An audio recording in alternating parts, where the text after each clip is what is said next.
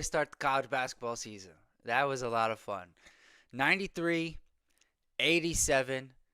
Arizona gets the win. Bear down. Look, Koa Peat, that was one of the better freshman debuts that you will see. He, especially in the first half, he did a little bit of everything. 30 points, 7 rebounds, 5 assists, 3 steals, a block.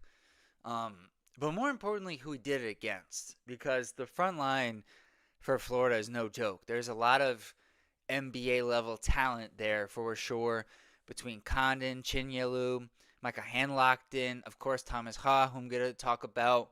Um, Koa Pete was the best player in the front court in this game, and he had a big impact as to the level of play for Arizona.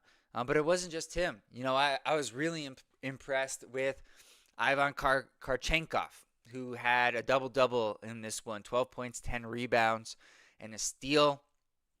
He was really impactful on the glass. And in the first half, he hit a couple of big threes. And it's pretty crazy, honestly, to say in the year 2025 that Arizona won a basketball game. And they only made, those are the only 2 threes they made as a team. They were 2 of 5 from 3 in the entirety of this game. And I came into the season, for Arizona thinking that the three-point shooting was going to be a problem for this team. I didn't see a ton of spacing for this team. And in this first game, it did not matter. They just were able to impose their will against a big Florida team inside. They ended up, the rebounding battle ended up being pretty even. 41 for Arizona, only 39 I should say, for Florida. So pretty even. 2 rebounds is not, a differential that's noteworthy, I would say. But before, I move on, I gotta say, shout out Jaden Bradley. They talked about this on the broadcast. He was not in the top 20 point guards, which is unbelievable to me. This guy's been a really good player, especially, he was really good last year. I thought he'd be better this year without Caleb Love. He'd get more opportunities on the ball. Phenomenal, especially in the second half of this one. Constantly getting to the rim, getting driving lanes, being able to finish at the bucket. 27 points, 5 assists for Bradley in this game, 3 rebounds, a couple of steals. Just everything at the rim, and then more importantly, 9 of 10 from the free throw line. As a collective, Arizona was 31 of 38, which was good for just under 82%. Really impressive free throw shooting from the Wildcats in this one. The centers, they did enough. Krivas and Awaka. Um, boy, that moment in the first half where Awaka ripped the jersey of Chinyelu. Some of that I feel like the jersey just was not made strong enough. That seemed to rip quite easily. But they combined for 13 points and 13 rebounds, the 2 bigs for Arizona. Del Orso, gave them, he hit some key free throws down the stretch. He got a couple of steals and a block, which is not what I would have thought from Del Orso coming into this one. On the Florida side, Thomas Ha, he picked up right where he left off at the end of last season, finishing with 27 points in this one. 4 rebounds, in part because he's playing a little bit more, not a little bit, definitely more at the 3 position as opposed to the 4. But I felt like in the second half, I don't have the minutes yet, but in the second half, I feel like he was playing more at the 4. They're expanding. CJ Ingram got off to a good start. Feel like he played well defensively. Klavsar gave them some good minutes off the bench. To me, really, it's Fland and Lee. Can they figure it out as this season goes on? Because it was clear to me as this game got into the stretch that Florida was certainly missing Walter Clayton Jr. And how could you not? But I think that's going to come with time for Florida. There's so much on Walter Clayton at the end of the game, and they knew where's Clayton? We got to get him the ball. And they did a really good job, of that last year. This year, it's going to take time for them to figure that out. But Flandon Lee, they combined to shoot 8 of 26. I'm doing the math here correctly. Let me see if I can get the stats in here. Give me a moment. So that way we can all look at this together. So it's not like there was and again at the end of this game there was a couple of opportunities. Fland had one certainly to tie the game from the corner three that he wasn't able to knock down. 7 of 27 from three as a team, 26%. Kind of remarkable that they were as close as they were to winning this game. 43% from the field. But at the same time, Florida had like 32 points less than 10 minutes into this game. So I know they finished with 87, but they definitely slowed down. And I think it mostly was the guards because Lee especially got off to a good start. And then they just couldn't find the offensive flow. Like Hand-Locked-In was a killer on the glass, and I expect that to continue. Some of that was because he played a lot more because Chinyalu was in a lot of foul trouble. But overall, guys, really good start to college basketball season. Subscribe to the channel. If you haven't, we're going to be covering college games all year long. So please subscribe, like this video. It really means a lot.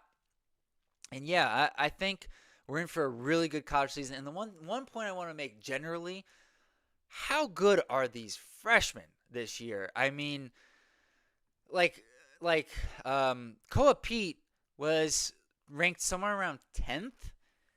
10th. Not, a top 5 guy, 10th. 30 points, 7 rebounds. Again, 5 assists, 3 steals, a block. Like the freshman in this class, Karchenkov, I believe, he's a freshman as well, double-double. Braden Burries was rated really highly. He did not have his best game. He fouled out. But Arizona started 3 freshmen. I just think the level of play from the freshmen of college basketball is something that we got to pay attention to this year because I think this level is going to be up there with one of the better freshman classes in recent memory. I'm trying to think back to other years where I'm trying to think of a season that might compare to this off the top of my head. I'm thinking back to the one year comes to mind is the year when Kentucky was doing the platoons and they had like Devin Booker, Karl Towns, Duke had a few guys, Okafor, Winslow, Tyus Jones, but I don't know. That doesn't feel quite the same as what I think this year is going to develop into because there's just a lot of really good freshmen. And I'm not just talking about the top 3 guys that we all know, like Cameron Boozer, AJ Debonsa, who's going to play in just a few minutes now. I'm excited to watch that game. Darren Peterson, of course. We've got Nate Ament, Tunde, Yesufu, of course, at Baylor, I think is going to be very good. We just saw Koa Peat. But there's other guys who I think are a little bit maybe more under the radar, like Shelton Henderson for Miami, for example. Hearing a lot of great things about Shelton Henderson. Let me look at my draft board here quickly, see who I'm not mentioning. Oh, the Arkansas guards. Those are a couple of guys who I didn't mention. Darius Acuff, I think, is very good. And Malik Thomas, man, I hadn't watched him until these exhibition games for Arkansas. Boy, is he going to be a problem. Let me see if there's anybody else quickly before I jump back to this Florida Arizona game. I mentioned those guys. Oh, Chris Sinak, the Houston trio for sure.